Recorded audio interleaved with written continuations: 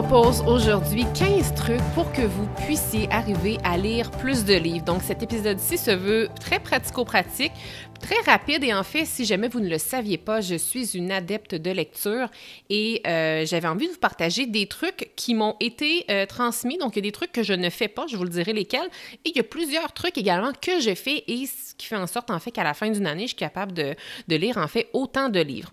Donc, sans plus tarder, on va plonger dans le vif du sujet. Donc, à vos crayons et puis si jamais vous n'avez pas de crayon, gardez en tête que chacun de mes épisodes du podcast sont toujours résumés de façon très détaillée sur le blog de la planificatrice. Alors, le résumé, le lien pour y accéder, le lien est dans les show notes. Alors, n'hésitez pas à retourner voir cette belle liste-là de 15 trucs, c'est-à-dire pour lire plus de livres sur mon blog. Premier truc, en fait, ça pourrait être tout simplement de suivre l'évolution de vos lectures. Moi, je trouve que c'est très encourageant que de voir « Ah, OK, j'ai lu, je sais pas moi, 4 livres depuis le début de l'année, ou j'en ai lu 8, ou j'en ai lu juste un », mais juste de suivre vraiment nos lectures, d'avoir une certaine trace de ça. Moi, pour moi, ça m'aide, ça m'encourage. J'ai d'ailleurs un outil gratuit que vous pouvez télécharger qui est sur ma bibliothèque d'outils gratuits. Le lien est dans les show notes. Et puis, vous pouvez vraiment télécharger ce PDF-là, le faire imprimer autant de fois que vous voulez et tout simplement tracer l'évolution de vos lectures. Donc, moi, j'aime faire ce tracking-là en version papier, mais il y a aussi des applications qui existent, il y a des sites web qui existent également pour tracker nos lectures. Je pense notamment à Goodreads, qui est une application très, très, très appréciée pour les gens qui sont des passionnés comme moi de lecture, mais sachez que moi, je ne l'utilise pas. Moi, je préfère de suivre, en fait, mes lectures papier. Il fut un temps où je suivais vraiment chaque année tous mes livres. Je vous dirais que dans la dernière année, je ne l'ai pas fait. On dirait que je me sentais un peu dans la performance de faire ça, puis j'avais pas envie de me sentir dans la performance quand je lis des livres. Donc, comme quoi, d'une année à l'autre, c'est pas toujours le même sentiment que j'ai par rapport à ce suivi-là, mais je vous invite à utiliser cet outil-là si jamais ça peut vous aider à lire plus de livres. Deuxième truc, et je pense que c'est un de mes trucs favoris, c'est vraiment d'aller varier les différents médiums, donc varier la façon dont vous lisez vos livres. Donc, moi, de mon côté, j'utilise les livres papier. Ça reste que le papier, ça reste que c'est ma façon de lire favorite. J'ai aussi la tablette électronique. Moi, j'utilise la liseuse Kindle. Il y en a d'autres modèles aussi, mais il y a la tablette électronique. Et puis, il y a aussi la possibilité d'écouter des livres audio. Donc, moi, je le fais avec Audible. Donc, quand on varie les médiums, moi, c'est les 3 que j'utilise, ça nous permet de lire des livres, ou bien de les écouter, là, mais ça nous permet de lire des livres dans différents contextes. Comme récemment, j'étais en voyage, j'étais dans l'avion, mon fils était comme couché sur moi, je voulais comme pas trop bouger puis avoir un livre sur sa tête. Donc, qu'est-ce que j'ai fait? Bien là, j'ai écouté une partie d'un livre audio, alors que si j'avais pas eu l'option audio, bien, j'aurais sûrement pas lu. Parfois, la nuit, malheureusement, si jamais je me réveille puis que je ne vois plus le temps de me rendormir, je vais utiliser ma tablette électronique parce qu'il y a comme... c'est pas une lumière vive avec... comme si j'avais un cellulaire, mais c'est une lumière vraiment différente qui fait que ça l'éblouit pas dans la pièce. Donc, je suis capable de lire à 3 heures du matin si jamais je m'endors pas sans réveiller mon conjoint qui est juste à côté. Et puis, donc, varier les médiums, ça nous permet vraiment de lire plus de livres. Le troisième conseil que j'ai envie de vous dire, c'est de voir vos lectures et de voir l'achat de vos livres comme un investissement et non comme une dépense. C'est fou ce qu'on peut apprendre dans les livres et souvent s'en tire en bas de 20 $. Donc, pour vrai, là, moi, jamais que je m'arrête à acheter un livre parce que je me dis « Ah, comme, est-ce qu'il est trop cher? » ou est-ce que j'en ai vraiment besoin? Puis en fait, bon, je ne veux pas aller dans la surconsommation non plus. Je ne vais pas acheter un livre si j'en ai vraiment, vraiment pas de besoin. Mais tu sais, s'il y a un livre qui m'interpelle vraiment, mais que peut-être que je suis peut-être pas dans le mood de lire ce livre-là présentement, ou peut-être que dans le fond, j'ai peut-être trop de livres de commencer puis je me vois pas en commencer un autre. Souvent, moi, personnellement, je ne vais pas me freiner à acheter ce livre-là parce que je sais que je vais être capable de le lire plus tard. Et qu'est-ce qui est le fun, c'est que de le voir traîner, ce beau livre-là qui m'inspirait tant sur le moment, va m'encourager à justement peut-être finir les livres sur lesquels je suis penchée présentement dans le but de commencer ce nouvel ouvrage-là. Quatrième truc pour lire plus de livres, j'ai envie de vous suggérer de joindre un book club. Donc, que ce soit un book club plus général comme sur les médias sociaux où vous n'avez peut-être pas d'interaction pour vrai avec les gens ou vraiment un petit book club, une petite communauté privée, ça peut être super intéressant parce qu'il y a comme une certaine obligation de lecture qui vient derrière un book club. Et puis, cette sorte d'obligation-là va vous responsabiliser à justement lire le livre et à faire du temps dans votre horaire pour lire les livres. Et puis moi, avec le groupe de mes clientes privé, en accompagnement privé, j'ai créé un book club et justement, là, c'est certain que c'est moi qui anime ce book club-là, donc je me sens obligée encore plus, si on veut, de lire le livre parce que je vais animer la rencontre, mais reste que le fait de savoir qu'aux 2 mois, on a un livre à lire et que je vais en discuter avec des gens autour de moi qui ont aussi lu le livre, bien moi, ça m'encourage vraiment à finir les livres ou à passer au travers ou à tout de moins à lire les livres. Donc, de joindre un book club, si jamais vous avez la difficulté à trouver du temps dans votre horaire pour lire, bien, je trouve que c'est vraiment un super bel engagement puis une super belle façon de se motiver et de se responsabiliser dans la lecture. 5e conseil qui est super important, puis j'espère que, s'il y a un conseil seulement que vous devriez retenir, j'espère que ça va être celui-là, c'est que moi, de mon côté, c'est que je cumule les petites périodes de lecture et j'attends pas d'avoir 1 heure devant moi pour lire. Et je vais aller vous expliquer vraiment c'est quoi les plus petites périodes de lecture que je vais optimiser, là, parce que, oui, parfois, je vais me lever le matin, je vais lire 15 minutes là, je peux lire 30 minutes parfois avant de m'endormir, mais optimiser les 5 minutes, ça compte ça aussi. Et parfois, je travaille avec la méthode Pomodoro. Pas toujours, mais parfois, je travaille avec la méthode Pomodoro. Et la méthode Pomodoro, si on travaille 25 minutes, ensuite, on prend une pause de 5 minutes, on retravaille 25 minutes et ainsi de suite.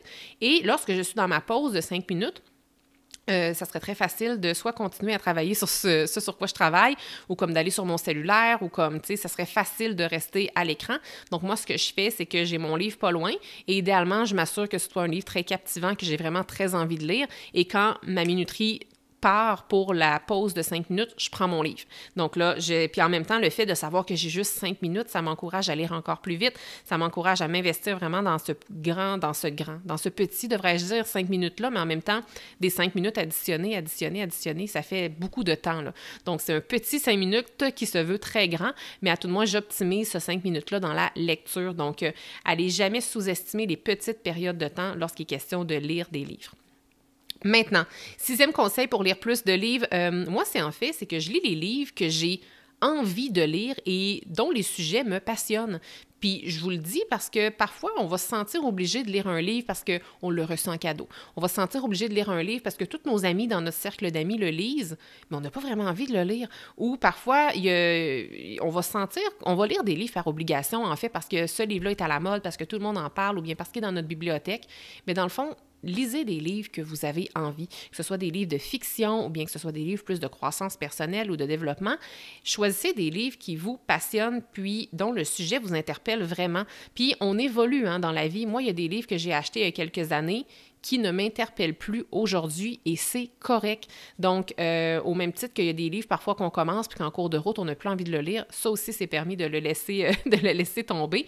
Donc, je trouvais ça quand même important de le souligner comme un conseil. Je veux dire, à m'écouter, vous devez vous dire « Ouais, mais ça va de soi, je ne vais pas lire un livre que je n'ai pas envie de lire. » Mais regardez les livres que vous avez lus là, au cours des dernières années et je suis certaine que des livres que vous avez lus que vous n'aviez pas nécessairement envie de lire.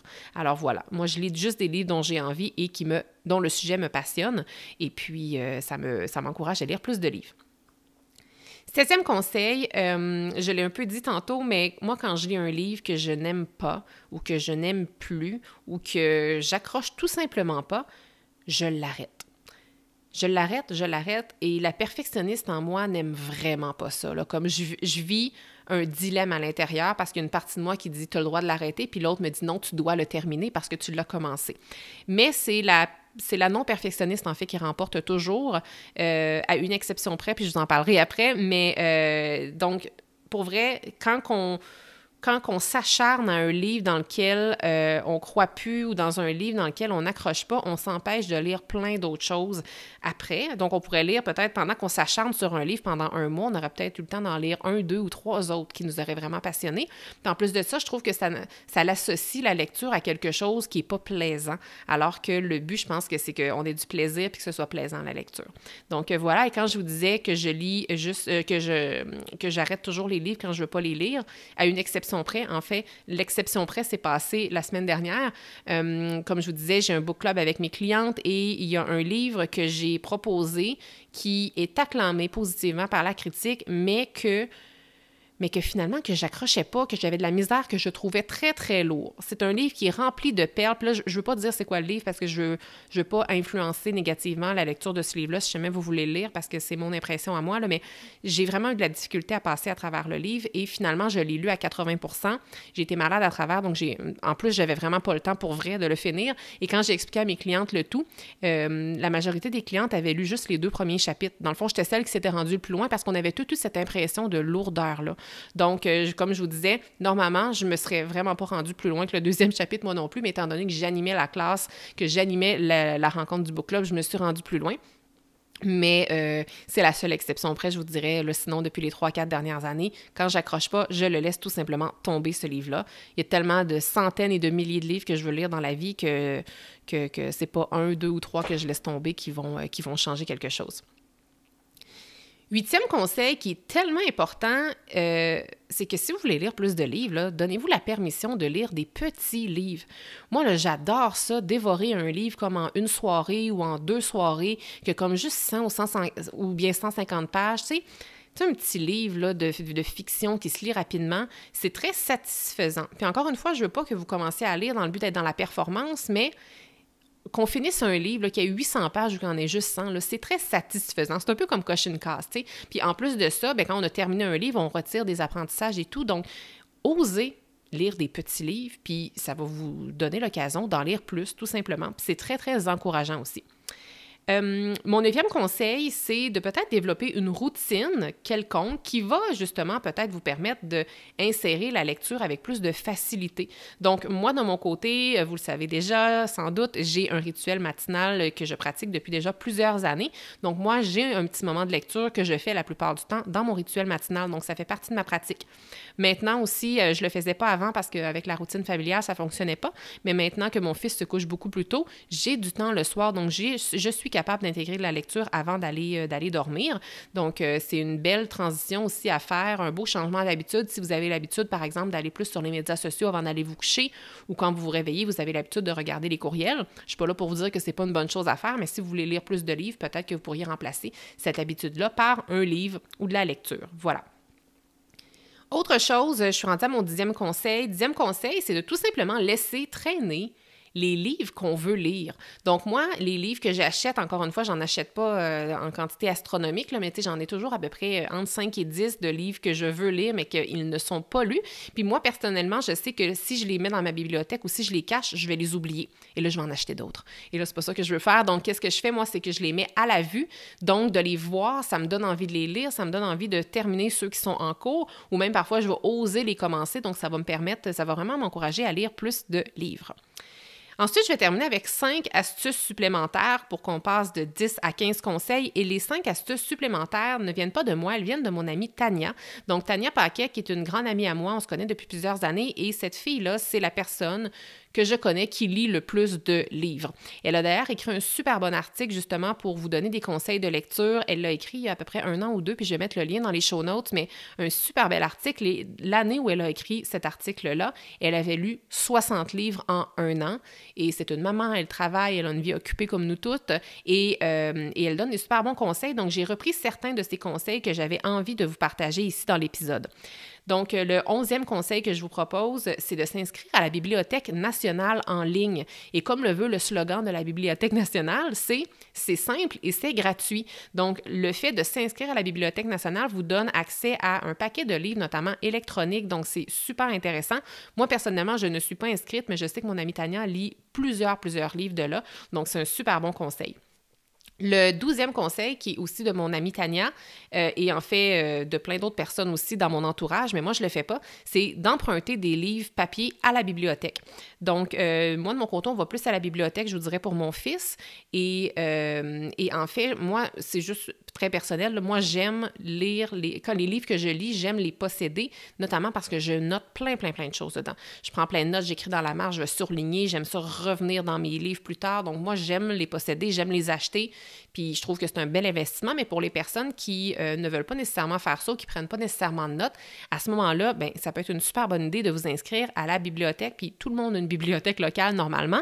Et qu'est-ce qui est le fun, c'est que quand on va à la bibliothèque, le fait de devoir rendre notre livre après comme 3 semaines, ça crée une certaine pression positive qui va un peu nous pousser à lire le livre plutôt que de juste l'étirer pendant des mois.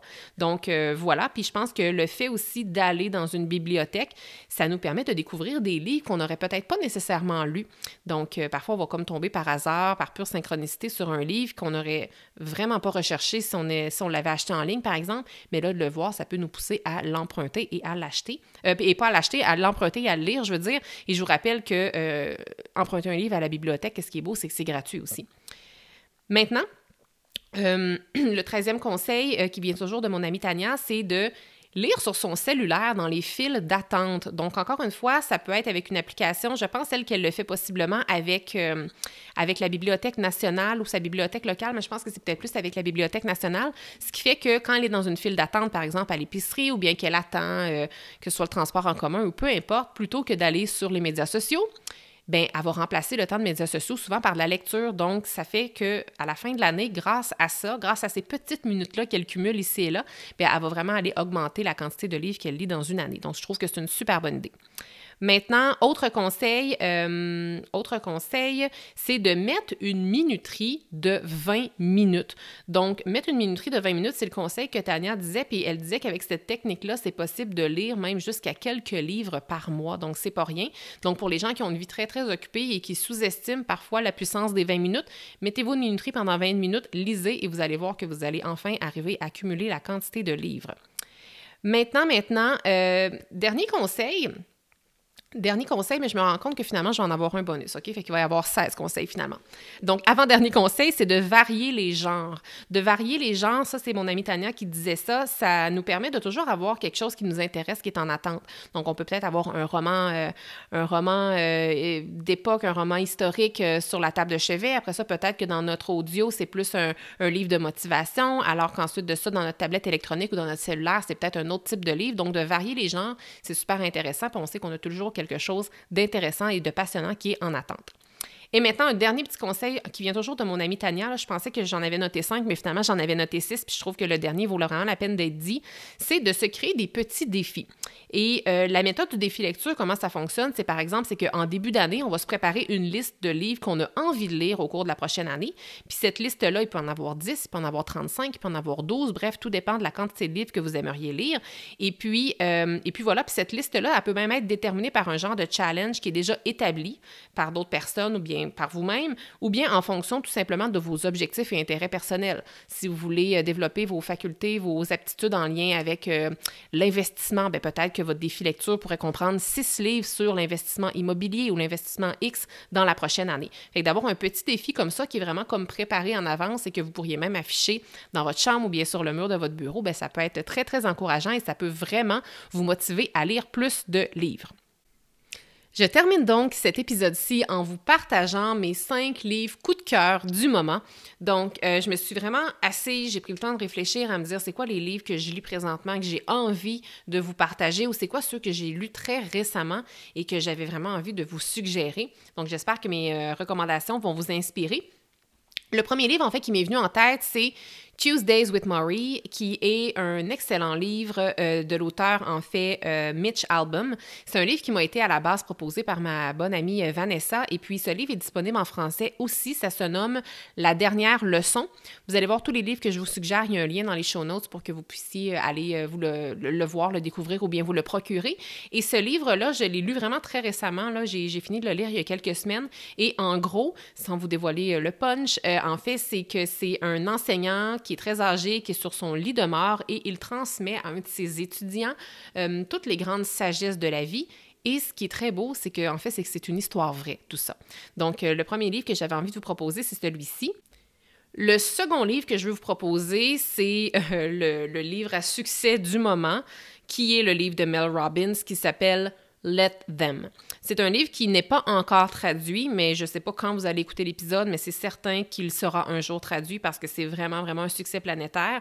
Je n'ai pas fini de le lire. Je l'écoute présentement en version audio. Je suis rendue peut-être à 25%, mais je sais déjà que je veux vous en parler. Je sais déjà que je veux vous le proposer. Et je sais déjà que je l'écoute en audio et que je vais me procurer la version papier afin de le relire et de prendre des notes. Moi, j'aime beaucoup écouter Mel Robbins, donc j'aime beaucoup l'écouter en audio, mais c'est, en fait, c'est une Let Them, c'est juste une stratégie à appliquer à plein de situations dans notre vie. C'est tellement facile et c'est tellement transformateur.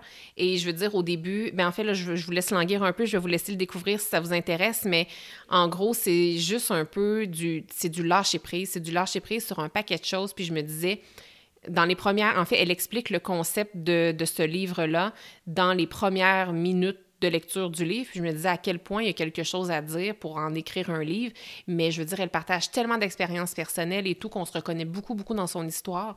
Donc, c'est vraiment un excellent livre. J'ai très hâte déjà de découvrir la suite. Troisième coup de cœur que je vous partage, celui-ci, je l'ai lu à l'automne et c'est le livre « Respire » de Maud Nkawa. Donc, vous connaissez peut-être le livre « Kilomètre zéro » que j'ai aussi eu envie de mettre dans mes coups de cœur, mais je me suis dit, je vais choisir un de ces 3 livres, en fait, parce que j'ai adoré les 3, mais j'avais envie vraiment de vous parler de « Respire ». C'est un livre que j'ai adoré et c'est une auteure qui écrit merveilleusement bien. Et puis, ce livre-là m'a beaucoup parlé. J'ai eu plusieurs déclics, en fait, en le lisant.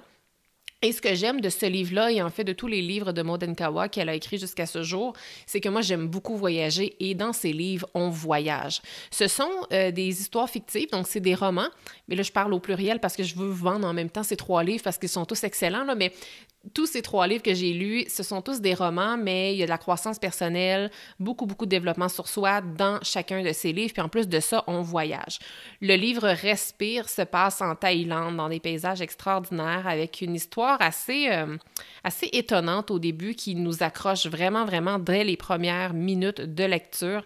Et jusqu'à la fin, en fait, il y a un dénouement extraordinaire à la fin, mais il y a plein de petites perles dans ce livre-là. J'ai eu plein de déclics, même que je me rappelle qu'à un certain moment, si je m'en rappelais, je vous le dirais, là, mais je m'en souviens pas exactement c'est quoi, mais à la lecture du livre, à un certain moment, à un certain passage, j'ai vraiment senti une grande libération en moi.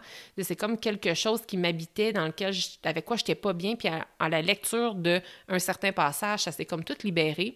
J'aimerais tellement vous dire c'est quoi, mais je m'en souviens pas. Mais bref, c'est un très grand livre, un très beau livre. Et en fait, si vous aimez celui-ci, je vous invite à tout de suite dévorer ces 2 autres livres également. Moi, c'est ce que j'ai fait. Je les ai lus les 3 en 3 semaines. Autre livre que je commence à peine, mais je vous en parle parce que je sais que ça va être un grand livre, je sais que ça va être un coup de cœur, et c'est le livre Effortless de Greg McKeown. Cet auteur-là a écrit le livre L'essentialisme que vous connaissez peut-être. Ce livre-là, en fait, est disponible en français. Là, Effortless, en français, c'est Zéro effort. Encore une fois, le lien dans les show notes si jamais vous voulez les explorer. Et je viens tout juste de le commencer. Donc, on dirait que j'ai même pas grand-chose à vous dire. Mais en gros, ce livre-là, c'est comment, en fait, obtenir plus de résultats en travaillant moins. Et puis, ça me parle. Et puis, j'aime ça. Je trouve que c'est aligné en plus avec la philosophie de la planificatrice. Mais je suis vraiment pas rendue loin. Mais déjà là, moi, j'avais adoré le livre L'essentialisme. Puis, même que j'aurais pu vous le proposer dans mon coup de cœur. C'est un immense succès, ce livre-là. Un gros coup de cœur pour moi. Puis là, de poursuivre avec Effortless, pour moi, ça fait beaucoup de sens. Donc, j'ai hâte de vous en reparler, mais déjà là, je sais que c'est un coup de cœur, donc je vous le partage dès maintenant, si jamais vous avez envie de le lire en même temps que moi.